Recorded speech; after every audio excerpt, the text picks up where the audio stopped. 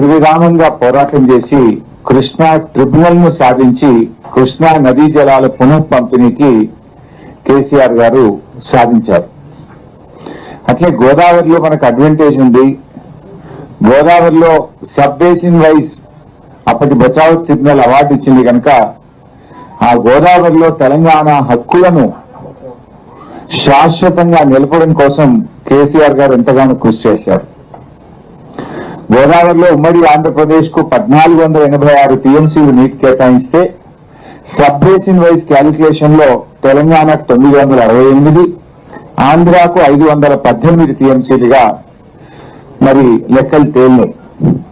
దానికి అనుగుణంగా కేసీఆర్ గారు ఆ 968 టీఎంసీల నీటి హక్కులను స్థిరపరచడానికి కొత్త ప్రాజెక్టులను యుద్ధ ప్రాతిపదికన ప్రారంభించి దాదాపు 400 టీఎంసీలకు గోదావరిలో మనం హైడ్రాలజీ అనుమతులు సాధించాం. కానీ కాంగ్రెస్ అధికారంలోకి వచ్చినటి నుంచి అటు కృష్ణాలో ఇటు గోదావరిలో తెలంగాణకు తీవ్రమైనటువంటి అన్యాయం జరుగుతూ ఉంది. దేశంలో అధికారంలో ఉన్న బీజేపీ ప్రభుత్వం, ఆంధ్రప్రదేశ్ లో అధికారంలో ఉన్న తెలుగుదేశం ప్రభుత్వం ఇద్దరూ కలిసి తెలంగాణకు తీవ్ర దుఃఖాన్ని మిగిలిస్తా ఉన్నారు. తెలంగాణకు తీవ్ర అన్యాయం చేస్తా ఉన్నారు. ఇంత జరుగుతుంటే తెలంగాణ ముఖ్యమంత్రి మాత్రం మౌనం వహిస్తా ఉన్నారు.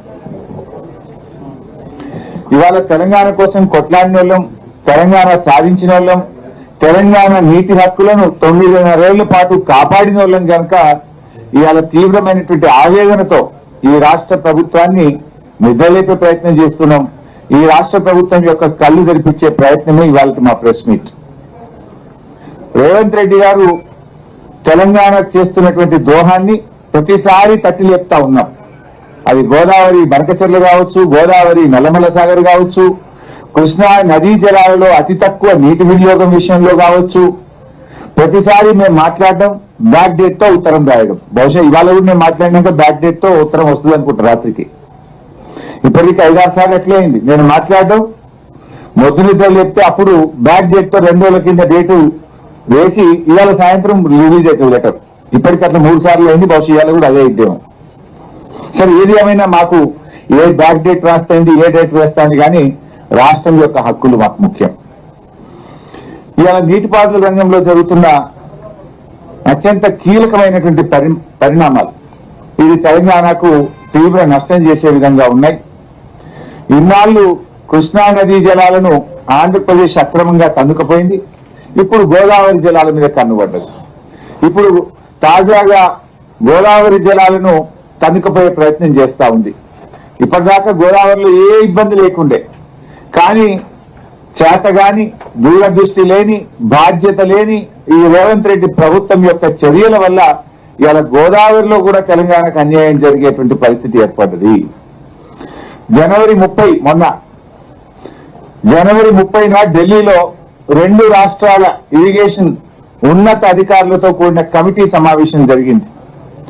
ఆ జనవరి 30న జరిగినటువంటి సమావేశంలో ఆంధ్రప్రదేశ్ తెలంగాణ హక్కులకు సూటి పెట్టింది.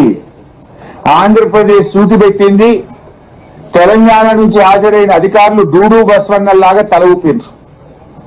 సిడబ్ల్యూసి ఇదే అదనుగా భావించి బీజేపీ ఈరోజు ఆంధ్రప్రదేశ్ చెప్పు చేతుల్లో ఉంది కనుక దీన్ని అడ్వాంటేజ్ గా తీసుకొని ఇవాళ గోదావరిలో తెలంగాణకు శాశ్వతంగా నష్టం చేసే విధంగా సిడబ్ల్యూసి యొక్క చర్యలున్నాయి. ఏం చెప్పింది సిడబ్ల్యూసి? గోదావరిలో ఏ రాష్ట్రానికి కూడా బచావ్ ట్రిబ్యునల్ అసలు నీటి కేటాయింపులే చేయలేదట. ఒక వాటా విషయంలోనే కాదు, ఆంధ్రప్రదేశ్ చాలా అడ్డగోలుగా మాట్లాడింది. దాన్ని ప్లీజ్ రండి. ఆంధ్రప్రదేశ్ చాలా అడ్డగోలుగా మాట్లాడింది. నేను ఉత్తరం మాట్లాడతలేను. This is the minutes of the meeting. ఢిల్లీలో 30 జనవరి నాడు ఆంధ్రప్రదేశ్, తెలంగాణ కేంద్ర ప్రభుత్వ అధికారులు కలిసి సంయుక్తంగా ఢిల్లీలో నిర్వహించిన మీటింగ్ మినిట్స్. ఇది ఎప్పుడు వచ్చింది మినిట్స్ అంటే మన చేతికి 12 ఫిబ్రవరి 2026 నాడు వచ్చింది. జనవరి 30 నాడు మీటింగ్ అయింది. 12 ఫిబ్రవరి నాడు మన రాష్ట్రానికి మినిట్స్ వచ్చినాయి. ఇవాళ ఏంటిది? మార్చి 16. అంటే దాదాపు నెల మీద 4 రోజులైంది మినిట్స్ వచ్చి. మరి ఈ మినిట్స్ లో తెలంగాణకు అన్యాయం జరిగే విధంగా ఈ మినిట్స్ ఉంటే వెంటనే రాష్ట్ర ప్రభుత్వం రెస్పాండ్ కావాలా వద్దా? అంటే ఇది కుంభకర్ణులాగా నిద్రపోతున్నారా? గాడిద పళ్ళు తోముతున్నారా? గోదావరి జలాలకు లో తెలంగాణకు తీవ్ర అన్యాయం చేసే విధంగా ఈ మినిట్స్ వచ్చినాయి. మినిట్స్ వచ్చి నెల మీద 4 రోజులైనా రేవంత్ రెడ్డి, ఉత్తమ్ కుమార్ రెడ్డి ఏం నిద్రపోతున్నారా? లేదు చంద్రబాబుకు దాసోహం అయిపోయిందా? ఈ రాష్ట్రాన్ని ఆంధ్రప్రదేశ్ కి ఏమైనా తాకట్టు పెట్టిందా? రాష్ట్ర ప్రయోజనాలంటే మీకు పట్టవా? ఈ మినిట్స్ వస్తే ఎందుకు స్పందించలేదు? వినిపిస్తా ఏముందో ఇలా. అంటే అసలు ఈ మీటింగ్ కే పోను అన్నారు. మీకు తెలుసు కదా, అసలు ఈ మీటింగ్ కే పోము అన్నారు. పోము అని మీటింగ్ కు ఎందుకో మోకాళ్ళ మీద పరిగెత్తిపోయింది. మళ్ళీ ఏం చెప్పిండ్రు? మేము ఒక ఉత్తరం రాసినాం, ఈ మీటింగ్ లో గోదావరి బనకచెర్ల ఎజెండాలో లేకుంటేనే మీటింగ్ పోతాము అన్నారు. మీటింగ్ లో గోదావరి బనకచెర్ల అంశం, గోదావరి నల్లమల్ల సాగర్ అంశం లేకపోతేనే మీటింగ్ పోతాము అని మీ అందరికి తెలిసి ఉత్తరం బయటకు వచ్చింది. ఇది మీటింగ్ మినిట్స్. ఫస్ట్ పాయింటే గోదావరి నల్లమల్ల సాగర్. చదివి వినిపిస్తారు. పోలవరం నల్లమల్ల సాగర్ ప్రాజెక్ట్ ఆ మీటింగ్ లో ఆంధ్రప్రదేశ్ నుంచి చాలా స్పష్టంగా వాళ్ళు రాష్ట్ర పంపిన పాయింట్స్ లో ఆంధ్రప్రదేశ్ ప్రభుత్వం పెట్టిన ఎజెండాలో first point Polavaram Nallamala Sagar project. మరి ఎజెండాలో ఆంధ్రప్రదేశ్ పోలవరం నల్లమల్ల సాగర్ పెడితే మేము మీటింగ్కే పోమన్నారు కదా, ఎట్లా పోయింది మీటింగ్ కు? ఎట్లా పోయి మీటింగ్ లో కూర్చున్నారు? అంటే మీకు ఎందుకంత భయం? తెలంగాణ హక్కుల మీద, తెలంగాణ నీళ్ల మీద మీకు సోయి లేదా, బాధ్యత లేదా? ఒక ఆయన తెచ్చిపెట్టిన అడ్వైజర్ ఆదిత్యనాథ్ దాస్, ఆయన పక్కా ఆంధ్రప్రదేశ్ ఏజెంట్, చంద్రబాబు ఏజెంట్, తెలంగాణ ద్రోహి. ఆయనను ఇవాళ తెలంగాణ తరఫున చైర్మన్ గా మీరు మీటింగ్ పంపితే జరగకపోతే ఏం జరుగుతుంది? ఇలా ఏం జరిగింది ఆ మీటింగ్ లో కూడా నేను చెప్తాను. ఇవాళ ఆదిత్యనాథ్ దాస్ ను చైర్మన్ పెట్టి దొంగ చేతికి తాలూకు చేయించినట్టు చేసి ఇవాళ ఈ మీటింగ్ మినిట్స్ లో page 1 paragraph 3 I will read out. ఇది అఫీషియల్ మీటింగ్, ఇది నా సొంతది కాదు, ఏం కాదు, ఢిల్లీ నుంచి వచ్చిన official minutes of the meeting. Page 3 paragraph 3 page 1.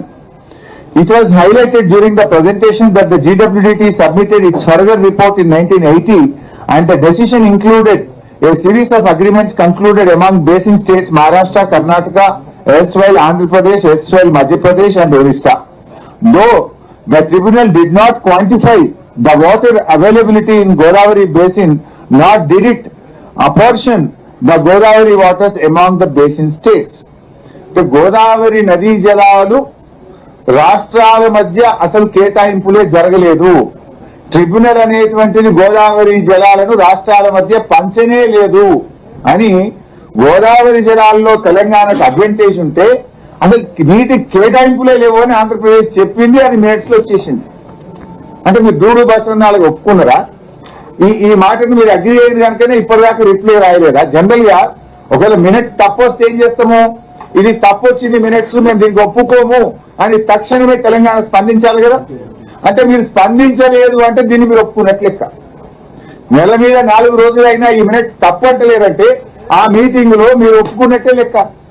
ఇంత దారుణంగా తెలంగాణకు రాష్ట్రాల మధ్య గోదావరి జలాల పంపిణీయే జరగలేదు అని చెప్పి ఇది కేంద్ర ప్రభుత్వం ఆంధ్రప్రదేశ్ తెలంగాణ మధ్య జరిగిన మీటింగ్ మినిట్స్ ని పంపింది. వాస్తవం ఏంది అసలు? అసలు ఎవడనేది GRM బోర్డు అన్నాడు. గోదావరి రివర్ మేనేజ్మెంట్ బోర్డు యొక్క కామెంట్ ఇది. గోదావరి రివర్ మేనేజ్మెంట్ బోర్డు అన్నది అని.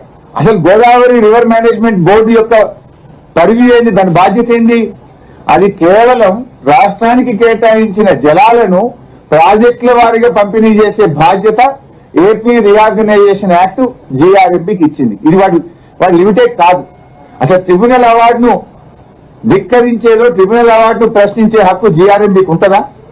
How can he ask this? Why are you mum? Why are you not opposing these minutes?